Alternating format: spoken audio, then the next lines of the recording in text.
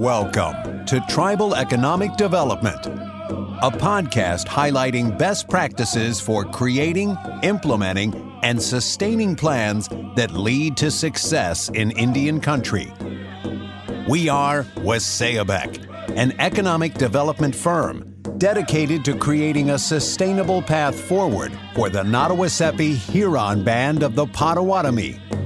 In our first 7 years of operation, we've grown from 0 revenue and 3 employees to more than $150 million in revenue and a team of more than 650.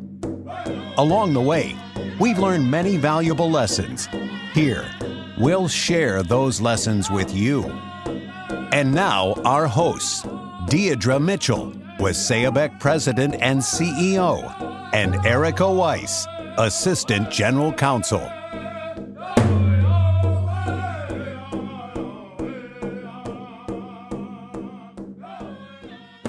Hello, and welcome back to another episode of Tribal Economic Development, a Waséyabek podcast. I am Erica Weiss here with my co-host, Deirdre Mitchell. Hello, good to be here. And today we have former Mayor Rosalynn Bliss with us. So happy you could be with us today.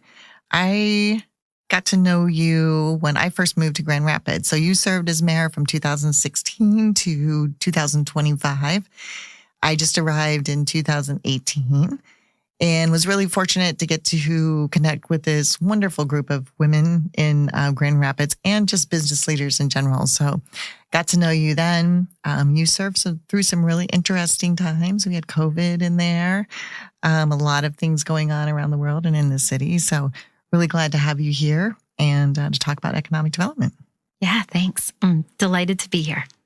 Welcome. We are excited to jump right in. So today we are talking about establishing synergies with local government. Really, 2 main things we want to talk to you about today. And that would be one, there are really a lot of similarities between tribal governments and local municipalities. Obviously some stark contrasts, but really a lot of similarities, particularly as it relates to economic development.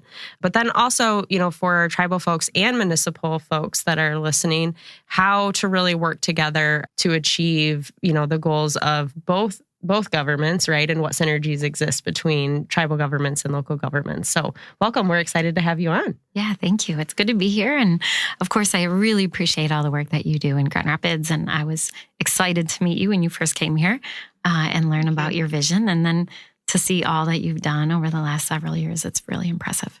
Thank you. Appreciate that. Well, let's jump right in. So let's talk first about some of those similarities that we talked about. And in order to do that, why don't you tell me a little bit about some of the time that you spent while you were mayor of Grand Rapids and some of the economic development and diversification initiatives that you speared? Yeah, sure. In addition to being mayor for 9 years, before that I was a city commissioner for 10. So I was really fortunate to have almost 19 years in public office where I could take a deep dive into critical issues, including economic development. And, even when I was a city commissioner, I represented the 2nd Ward, and my priority then was really looking at our business districts and working with neighbors and partners and business owners to figure out how do we take these business districts that were largely vacant, not thriving, as I would say, and bring people together to figure out what's our vision for that business district. So as a commissioner, I did a lot of the smaller scale type of economic development with our neighborhoods, but that's really where we started to figure out how do we create opportunities with tools on a smaller scale to support our neighborhood business districts. And that's where our corridor improvement districts came out of. So we created kind of these smaller tax increment finance districts where you capture a portion of the taxes and reinvest them in that district. And then when I became mayor, I really created a multi-pronged approach to economic development, looking at what are some of the key larger economic development issues, still supporting local small businesses, and then identifying what we could do at the city with our resources to incent and support economic development, and particularly support businesses that were located right here in Grand Rapids. Sounds a lot like strategic planning, doesn't it? It sure does. It sure does. And something that struck me was the similarities between municipalities and their economic development in the tribe, and the way that the benefit of that goes to further supporting the communities, because we talked about education initiatives in Grand Rapids, and tribes often have education initiatives for their tribal members. We talked about how creating sustainable individual wealth and community wealth and some different things like that. That really, really was a very common path. Yeah. Yeah. I mean, I think you're absolutely right. When you think about economic development, I think people are quick to think about the businesses, and we want to attract businesses and retain businesses and support them and help them scale up. But it's more than just the business itself. It's really, and I say economic development is really about people. And so how do you support people to, as you said, have the skills to get the jobs that are being created? How do you identify where the gaps are? How do you make sure that people have an access to education, and that you are creating spaces where they have ample opportunity to do what they love? And then how do you make sure that we're creating spaces where people can start to build and generate wealth, right? So when I was mayor, we talked a lot about, home ownership. We know that that's key to wealth generation and generational wealth. We know that a lot of entrepreneurs use their home, if they have one, as an asset that they can borrow money against to invest in a company. So having a holistic approach to economic development, I think, is really critical. And I just loved, when I was mayor, being able to partner with all of the different community leaders and entities in our community to think holistically. Yeah, I think it's important. Economic development is really just the means, right? But it's the why, it's the underlying why that's important, and that really drives everything. And so you talked about some of those partners that you worked with regularly while you were mayor. Similarly, when we're strategic planning at the tribal level or at the economic development holding level, there's a number of stakeholders that come into play, both internally and externally. Why don't you talk to us a little bit about what that looked like for you as far as involving those partners and conversations, or, how that helped you kind of spur some of those initiatives that you ran? Well, first off, I've always believed that everything rises and falls on relationships. To me, one of the very first, most important things that you do, it's what you did when you came to Grand Rapids, right? You reached out, you connected with people, you got to know them. But building relationships and community is so important to the work that we do, and to be able to move forward, especially large, bold ideas. And then for me, when I was mayor, I looked at, what are the core challenges facing our city? And then who are the key partners I need around the table to find a solution? I'm pretty data-driven, and so I started looking at data in our city, and I worked with, actually, Kellogg Foundation came in and did some great work with us to analyze data, and we found in the city of Grand Rapids, we had these 17 neighborhoods where there were poor outcomes for people who live there. And we started looking at, okay, what are those outcomes that we want to improve? Education, access to opportunity, better public transportation, bring jobs into the neighborhood. And then for each one of those, you come up with a plan and you identify who your partners are. So a concrete example is an initiative I started with then, Teresa Weather-O'Neill at our Grand Rapids Public Schools. We had seen that other communities had Promise-Zone scholarships for students, where they were given a scholarship to go to college. And I know tribes do this as well.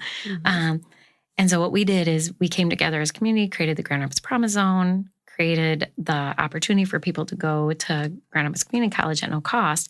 But we knew it was bigger than just tuition. We knew that a lot of the students were first-generation students.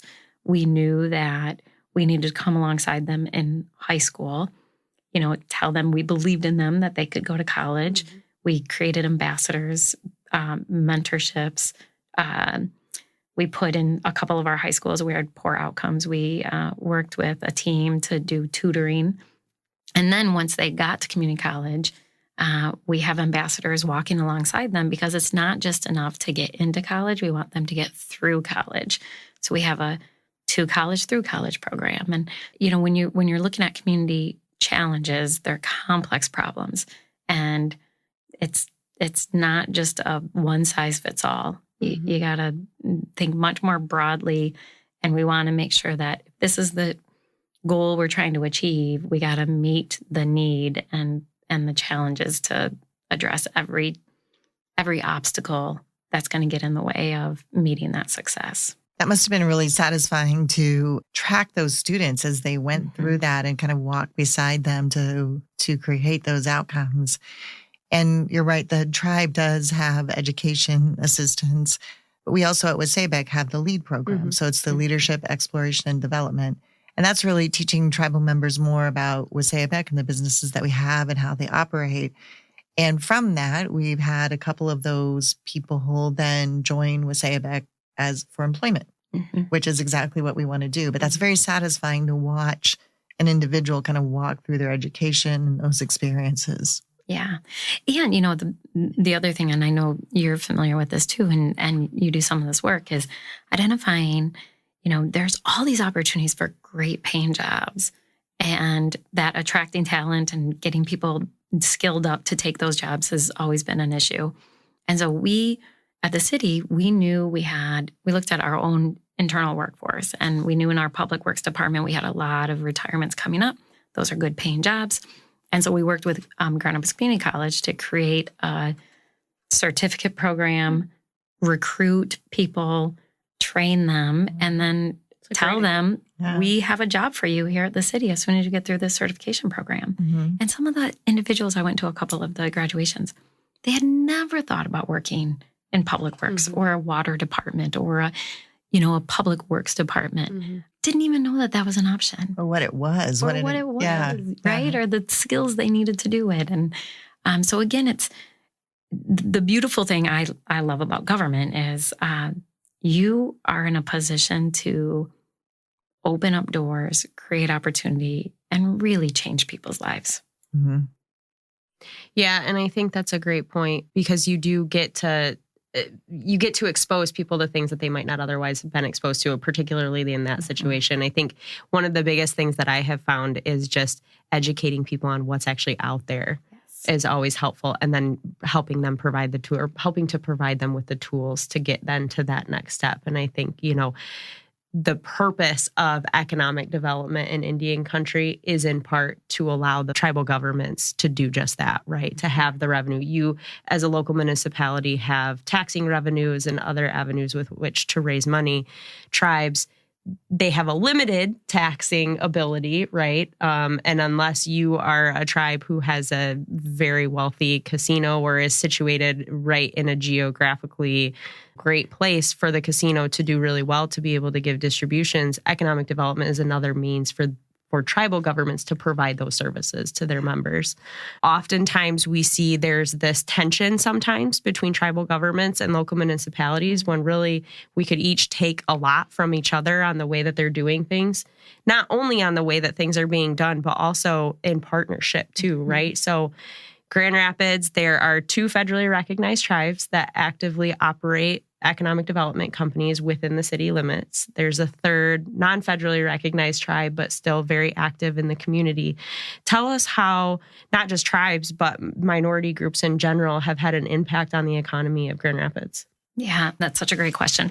My philosophy as a public servant, I've always believed that we have this incredible opportunity to partner with people in our own community. And that includes other municipalities, other units of government, tribal government, nonprofits, philanthropy.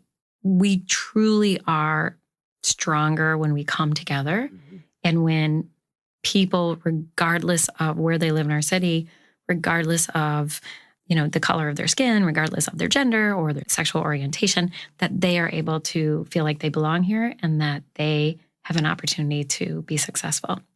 So I think going into the work that we do, particularly in government, for me, building those relationships and recognizing where you have some shared goals, but also like what you bring when you're together to move things forward is really critical. But then also in Grand Rapids, we worked really hard and we continue to do good work around identifying ways to support minority communities. So Black and brown business owners, women and minority contractors, veteran-owned contractors, business leaders.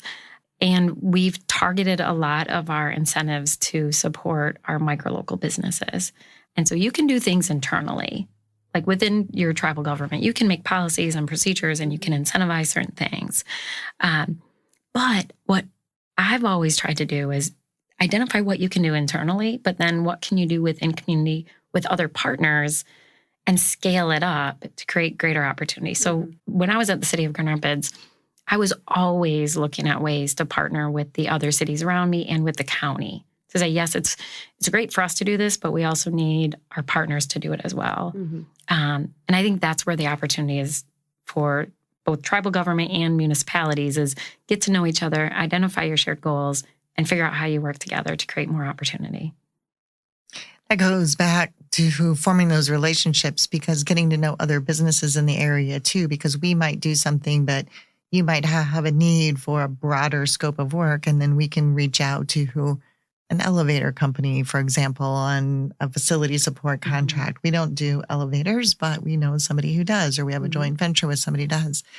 Like you said, getting to know the city and what the needs are and how you can partner together, and then getting to know other businesses in the area as well. Yeah.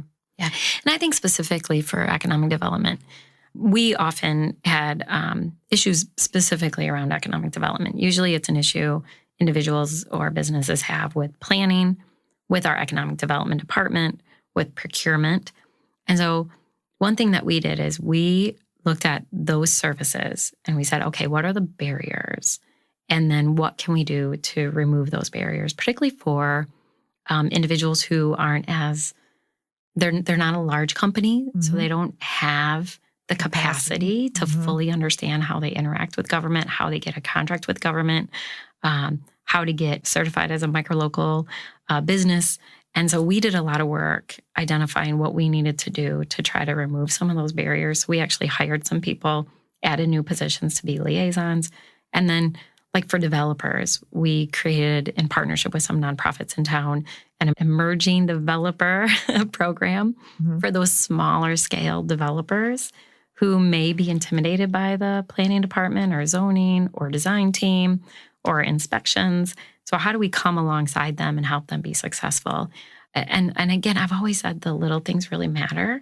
They and really we can't do. assume that people know how to interact with government. Well, it sometimes is overwhelming to a small business. Just, I don't even know where to start. And then all this paperwork. And if I do it wrong, there's some fear around it. And not everybody has an Erica that helps them with those kinds of things. So, it is really important. The more that you can simplify it, or at least have somebody to call, a phone a friend, like, how do I do this? And I do think tribes also are very susceptible to that. They're maybe don't have the person on staff, don't really even know where to begin. So, yeah. Let's talk about some of those programs. And, I know you mentioned certification. So the city of Grand Rapids, and quite frankly, a lot of municipalities, at least in Michigan that I've encountered, have their own form of minority certification program. So can you talk to us a little bit about that for Grand Rapids? In the city of Grand Rapids, and you're right, other cities do as well. And there's usually nuances between them because, like tribes, each city has their own charter and we have our own rules and elected officials, and, priorities to me may not be a priority to, my friend in Lansing. So you do need to figure out, what are the incentives and what is the process wherever you are in the state of Michigan, because we're a home rule state. So for the city of Grand Rapids, we've done a couple things. One, we have what's called a microlocal business enterprise certification process. So if you are a microlocal business in the city of Grand Rapids, you can go through a process at the city to get certified as a MLBE. You can get on our list, our approved list, as an MLBE. And then when we put out things for bid, you can bid on them and you get a bid discount. So let's say we have a contract for IT services or cybersecurity or environmental services or even if it's sidewalks to pour the concrete. We put out the bid, companies put their bid in, and if you're MLBE, or if you are a larger contractor and you have a subcontractor that's an MLB, you can also get a discount. And what that means is, let's say two companies come in at $100,000, but you're an MLBE, we'll give you a discount up to 9 percentage points. So it gives you a leg up to get that contract. Now you still get the $100,000, but when we're comparing the two, we'll give you a bid discount, and your going to get that contract because of the bid discount. Mm-hmm. So you're more competitive. And it's a great program. When I was mayor, we went from 3% all the way up to 9%. So it's a pretty significant bid discount. And then we hired an individual who works within our economic development department and procurement that'll go out and work with MLBEs to help them get through the process to get certified. Oh, that's awesome. Because we just realized so many people just didn't know, Yeah. especially if they're a smaller company. They just didn't know how to get through the process easily. Well, and that was going to be my follow-up question. Has that been used quite a lot since it's been, okay. Yeah, so I think, quite a few. yeah, when I first became mayor, I believe we had roughly 18 MLBEs. And when I finished up last year, we were over 100. Wow, Wow. that's awesome. Yeah. I remember you talking about an instance too, where you had a relationship with a small business and you called them up and you're like, why aren't you bidding on this? And because you had that relationship, they were able to say, it's just too big for us. If you could divide it into 3 different ones, we could take this portion or that portion, which I think you ended up doing. Okay. And so that's also a great example of how partnering with the city, having those relationships, having those discussions, you being kind of in touch with what's going on in the city and what the needs are and what those MLBs are going through. Yeah. And, if you take away anything from today, what I hope you take away is those of us serving in public office, we don't know what we don't know. And some of the best ideas I got were from the people doing the work. And having a relationship with them, whether it was a business owner or an entrepreneur or, my neighborhood business districts, them telling me what the problem was, and then me working with them to identify solutions and say, okay, well, what would be a solution? We have taken larger contracts. We did when I was mayor and broke them into smaller contracts. We looked at our insurance requirements. We looked at, okay, can we create an umbrella insurance? I had people who wanted to do events at parks and they were like, well, we can't pay for this insurance that you're requiring. So we did this umbrella insurance policy. But if I don't know what the problem is, I can't solve it and I can't make it better. And I think sometimes people are intimidated to share that, or they assume that you already know something. But the reality is we don't. And if ultimately I want us to be a thriving community, I need to hear from you. You need to tell me when things are going well. You need to tell me when they're not. You need to tell me what opportunities we're missing. Mm-hmm. And then come and have a conversation about how we can make that better. And we encounter those things every day from a portfolio company that we have in our portfolio. We have all these ideas as the holding company and these missions and goals. And they might come to us and say, that's great, but that's not going to work for us. We need to. Great on paper. Yeah. But execution might be a little rough. Yeah. Or we think we're creating these great opportunities for tribal members, but it's like, well, but we don't really feel comfortable, or we don't know how to get there. We don't know what we need to get there. So We don't know about it, or, we didn't hear about this, or we didn't know about this until after the fact, or whatever it may be. Yeah. Yeah. So if you have those relationships, have those communication channels all the way around. Yeah. I get asked a lot how much of my job is communication. And I bet your answer is probably mine is about 85% is communication. That's really what I do. And I imagine you might be even higher than that. Yeah. And like 80 of that 85% is listening. Yeah. Right. That's a big part of it. Well, it's interesting that we're talking about this because we just had a conversation about supporting small retail. This morning, I was at a downtown development authority meeting, and we've done some of this work and we've tried to incent for certain things. And, what we heard from folks were, I would really love to have a restaurant or a bar or a retail space downtown, and here's the issues. And so we just this morning approved some funding to do more of a very intensive cultivation support program to get individuals not just halfway there, but actually over the finish line, and then to be successful and still be in business and growing 2 years later. You can get them in the door, you can get them open. We have grants for that. But if a year and a half later they're closing because they couldn't make ends meet, that's not success. So again, it's always trying new things based on, what the climate is, what the challenges are. The challenges we face today are different than the challenges 10 years ago. So maybe what was working 10 years ago isn't going to work today because the world is so different. And so you always have to be listening and and try new things and identifying what is the solution and how do we get there. When you're talking to restaurants, I'm a big fan of outdoor eating spaces, which became way more prevalent after COVID. So keep that stuff up. That's awesome. Plug for Grand Rapids. Absolutely. And I think, you talked a lot about, or we have talked a lot about today, relationships. And I think, the important thing is, particularly for tribes and tribally owned businesses, to your point, local municipalities, they don't know what they don't know, right? And so to your guys' point, a lot of what my job has been over the course of my 10-year career is education, right? And so as tribes, we can't assume that our local municipality knows and understands what our needs are unless and until we go in and explain those. Yeah, I'd go further than just going in and explaining it. Some of the best experiences I had was when I had a business invite me to their business, give me a tour, explain what they're doing, how they're doing it. And then it gave me an opportunity to say, what can I do to help? I want to keep you in Grand Rapids. I want you to thrive here. And it created a conversation. But at least for me, my background is social work. Going into companies that are building things I've never heard of, like chips I've never seen, and engineering firms doing incredible things, and AI. I learned so much by actually going in and seeing and sitting with them, learning their history, what their mission was, how many employees they had in my community. I went on a tour to one company up on Oak Industrial Drive, and the biggest thing they said is the bus route doesn't come all the way here. People have to get dropped off on Plymouth and then walk almost a mile to get to work. I never would have known that had I not gone there. So I would argue, or not argue, but I would encourage, I should say, all of your businesses, whatever community you're in, whether it's a township or a city, invite your elected officials to come on a tour, tell them what you're doing, and open up the conversation about what you can do to work together.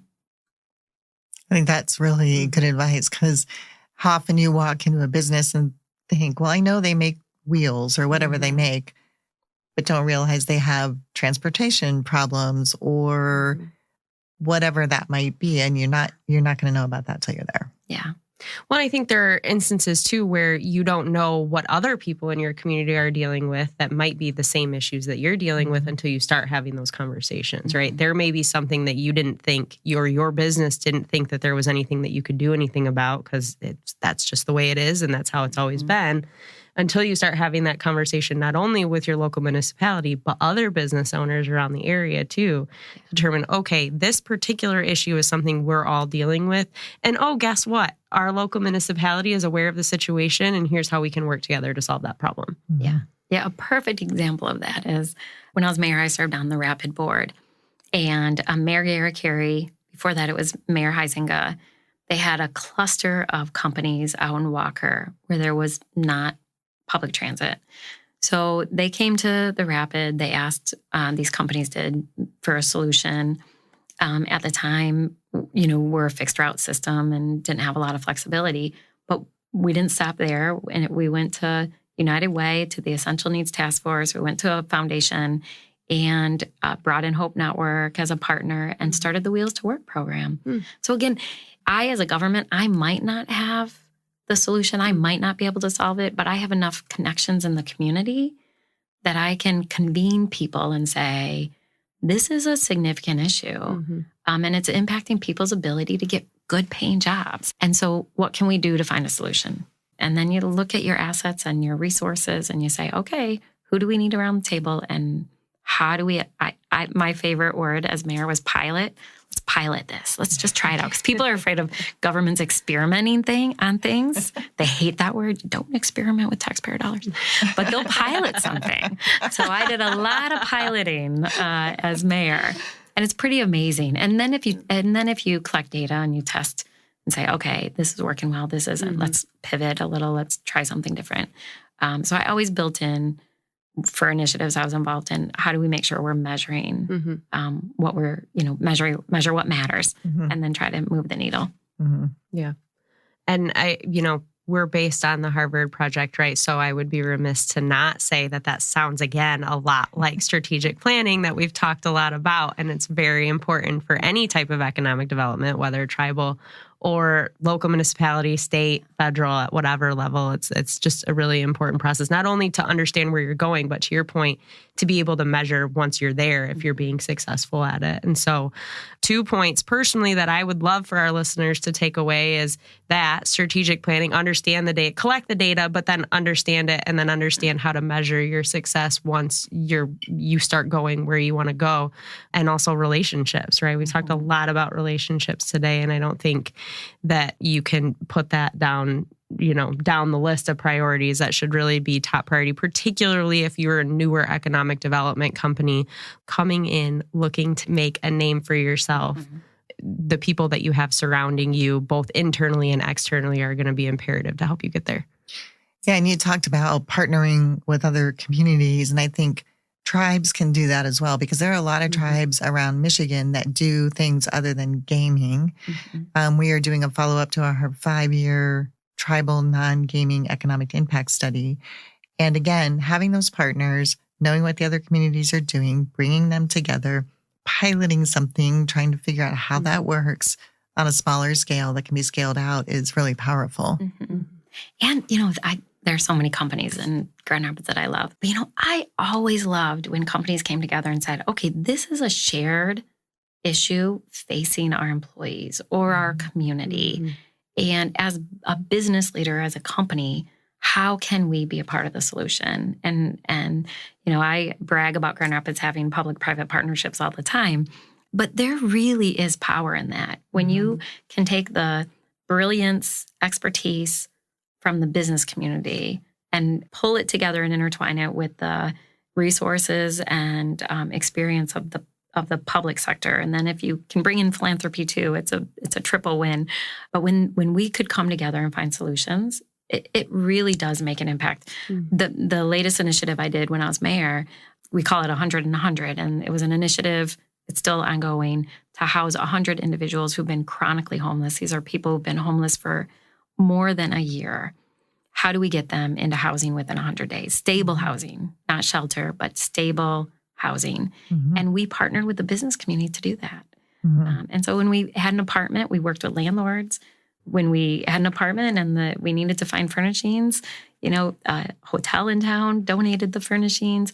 Like, it was all hands on deck. A true community effort. It really is. But the expertise and the skill brought from the business community to help us solve this really difficult community problem was, I believe, what made this initiative way more successful than initiatives in the past. Maybe the tagline should be by the community for the community. And that means all partners in the community, because there are many that need to be involved. Absolutely. Yeah. So talk to each other, people. Really. Well, Rosalynn, thank you so much for joining us today. We appreciate your insight, not only to Grand Rapids, but local municipality governments in general, and how we can kind of overlap between what we're doing at the tribal level and what you all have done at the local municipality level. So thank you for joining us today. Yeah, thank you. And thank you again for all the work you do. You're welcome. Absolutely. Thank you for your leadership, and thanks for the transformation that I've seen in Grand Rapids in just the short time that I've been here, and for making minority businesses feel welcome, because you really do. Thank you. Yeah. And thank you all for listening and joining us today. Join us again for our next podcast, where we will have another riveting guest for you. If you've enjoyed this episode of the Tribal Economic Development Podcast or any of our other episodes, please make sure to leave a 5-star review for us on Apple Podcasts and Spotify.